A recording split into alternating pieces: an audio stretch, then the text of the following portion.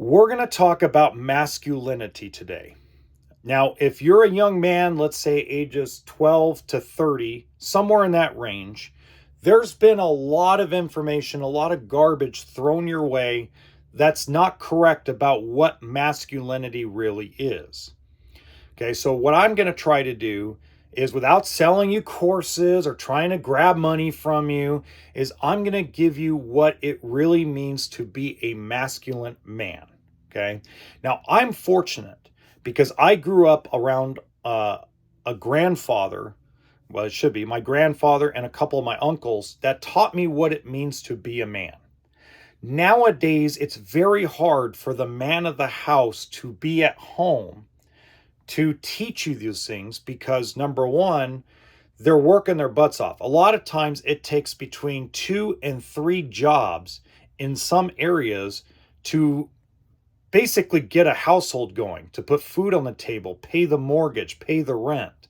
You know, a cost of living has skyrocketed where it no longer takes 1.5 jobs. Now it can take up to 2.5 or 3 jobs to make ends meet.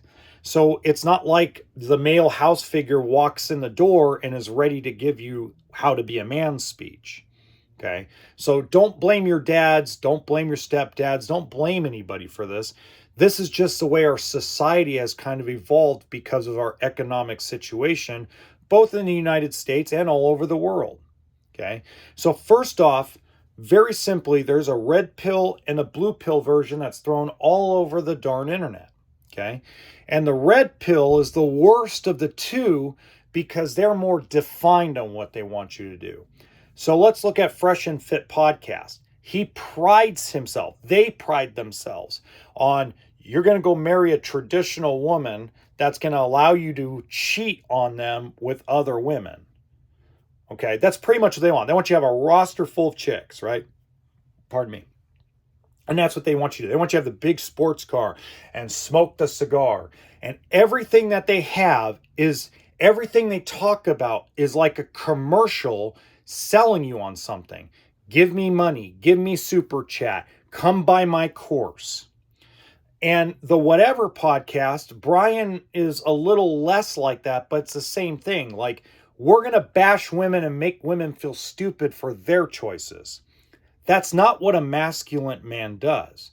But on the other side, on the blue pill side, you have a bunch of men telling you that any kind of masculine traits, anytime you have any kind of boundaries, anytime you want to have a serious discussion about something that is, let's say, a compromise in a relationship on two sides, is toxic. And that's wrong too. There's a balance. Masculinity in its purest form is balance. And what I mean by that is this. There are a lot of men out there, a lot of young men out there that are addicted to pornography. There's a lot of men that are addicted to OnlyFans. There's a lot of men that are addicted to video games. It's an endorphin hit. It's like the next version of a narcotic. Back when I was growing up, you blew something up your nose. Okay.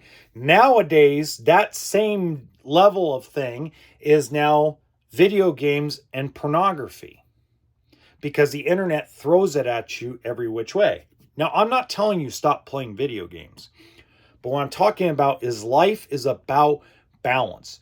Masculinity in its purest form is about balance. Okay. So the first part of masculinity I want to talk about is the protective side of masculinity. Okay.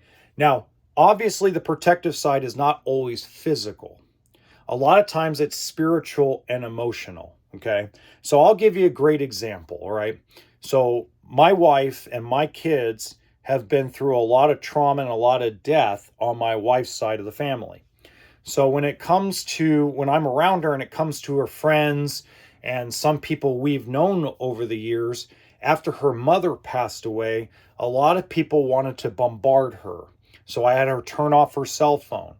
All communication went through me initially, putting a bubble around her, putting protection around her, making her understand that she is protected. And when she's ready to come out of that bubble, I'm there for her and I will help filter all of it so she's not bombarded. That's part of being a man, okay? Spiritually, when they're going through, recognizing when it's just not the right time to talk about something serious. I've had multiple times in my marriage where I could tell it's just not that day. But instead of just completely ignoring her, what I used to do is go check and make sure her water bottle's full.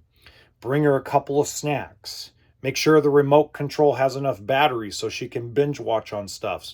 And when she's ready to come out, she'll come out in her blanket, come sit on the couch, and I'll stop what I'm doing and we'll do something she wants to do. It's that recognition that there may be something wrong. But that's also what femininity is about too. It's our polar opposite, but there's balance in that well.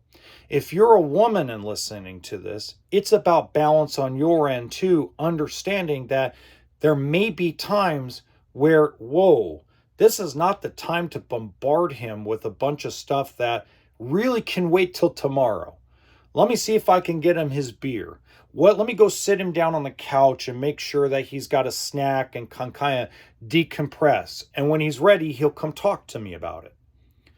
That's the balance that comes with relationships. That's the balance between men and women, and why one spouse, one person in our life makes us feel complete. But the problem is there's all these outside distractions everywhere that make us forget that it's all about balance. Okay? You got a lot of feminists out there that are not old school feminists. They're more like modern feminists, okay? And, men ain't shit, and men ain't that, and men ain't this. And that's all the noise you guys hear because you don't hear all the regular women out there. Because the regular women are not on Instagram showing off their bikini.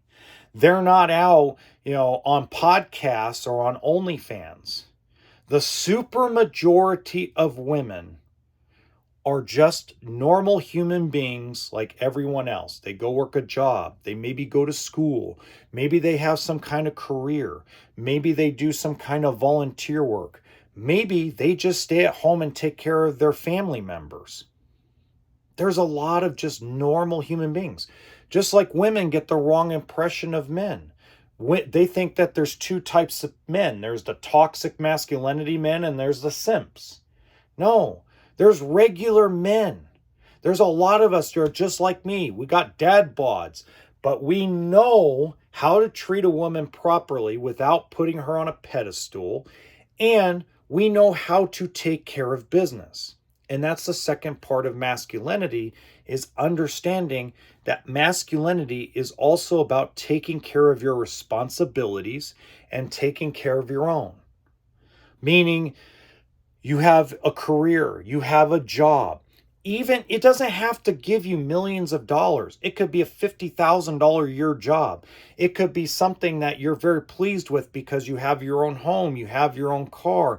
You're able to afford to do things that make you happy. Maybe you're a guy who likes to ride motorcycles on the weekend. Maybe you're a guy that likes to ride dirt bikes. Maybe you're a guy that has a 95-inch TV and likes to play Halo. Go on and play video game tournaments. As long as you're taking care of your own and you have the look on your face that you're taking care of your own, all the white noise out there will go completely away. Okay? And the third part of masculinity is understanding that you have to be disciplined in all facets of life.